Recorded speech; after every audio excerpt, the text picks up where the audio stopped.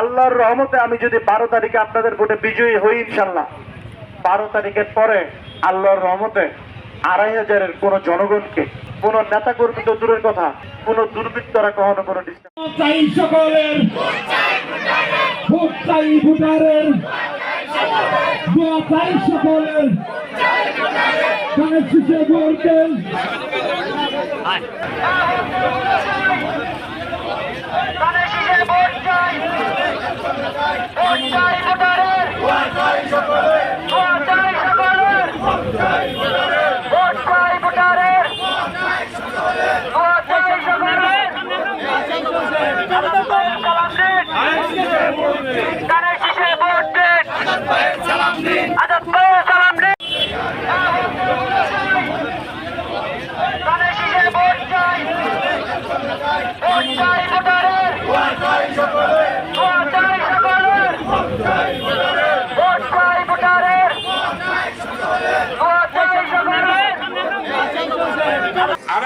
আসলে বিএনপির ঘাঁটি, এটা সবাই জানে।